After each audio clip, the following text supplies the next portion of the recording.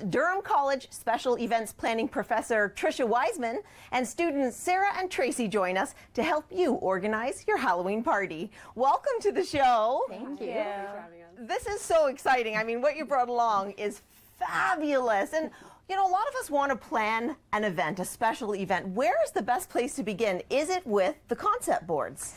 It is, actually. So what we've got here is a couple to show for what we kind of do in the program. But as well, we don't expect you, if you're at home doing your own kind of event planning, you're not going to actually put together all these concept boards. But it's the idea of planning and putting it on paper and coming up with the idea and the theme and the vision. So how many people do you want? What kind of decor do you want? What kind of food do you want to serve? And so concept boards really help you kind of put it all out on paper, and then you can start the planning process from there. So we've got a couple to show you. So we'll start with this one, because this one's about the invitations. Oh, great. So we want to make sure that people want to come to our party. So we've got a couple of examples here.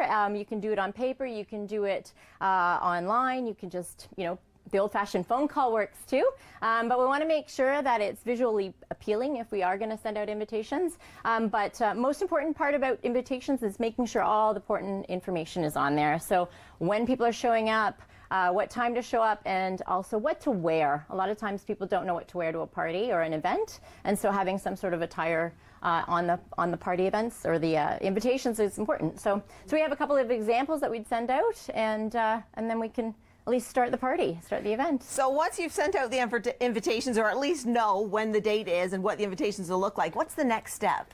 Well, then you should probably get to planning what you want your home to look like. So flow is really important, whether you're planning a gala or whether you're planning a home event.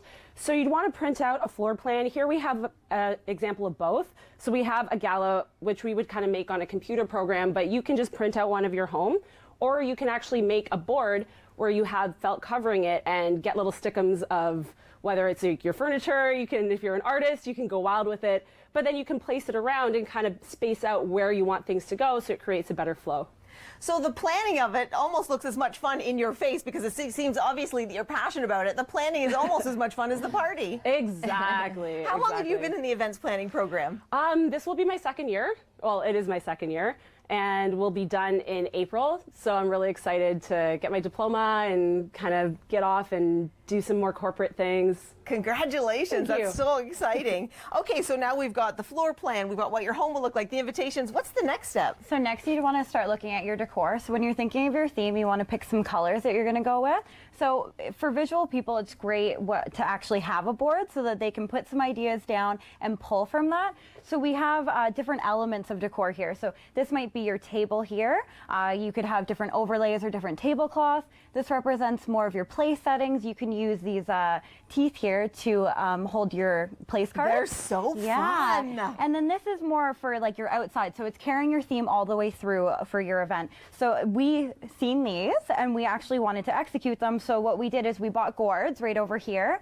We spray painted them silver, and then we got liners and just covered them, and they look great, I think. Yeah, they're incredible. Dollar store pantyhose, they're underrated. You know what? You bring up a really good point. Keeping things on a budget. How do you keep things on a budget? Is it by shopping at discount stores? Is that what you do? Definitely, or repurposing things. So spray paint materials or any type of fabric is great. So these here, these used to be green, and we wanted to incorporate them with our theme, so we spray painted them silver. It really changes things, and you can recycle and repurpose them. Is this something that you learn a lot about, the recycling and repurposing in your program? Definitely, yeah. We learn to be sustainable and all about sustainable business practices.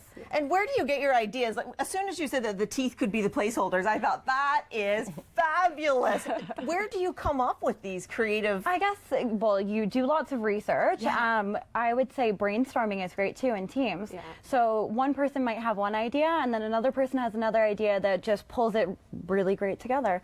These used to be a piece of plastic things that you put in your mouth, and now they're place card holders. That's so fun. And in your own opinion, as an event planning student, what sort of aptitudes do you think you would want to have in order to go into that program? So I would say that you would need to have excellent communication and customer service skills. You have to like working with people, organizational skills, as well as working well under pressure. That is excellent. Yeah. Now tell us what you brought over here.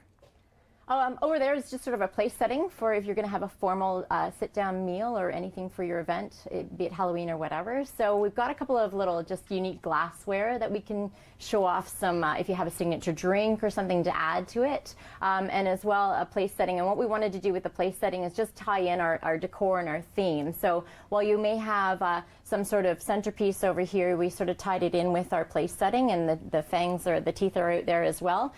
So we want to make sure that it all sort of flows through. And what we really recommend with decor, as you can see, we've picked 3 colors. And so if you're not really creative or can't vision these things, you know, certainly you can go online for ideas, but we just really highly recommend you stick with 3 colors, 2 or 3 colors, and then you kind of think about what kind of items you need, and then go out and find the items. And like Sarah said, the spray paint is really helpful, and so you just kind of go to those recycling stores. It's incredible. Thank you so much for being here. There was so much information. Fabulous. Up next, we have EIEI Home. Stay with us.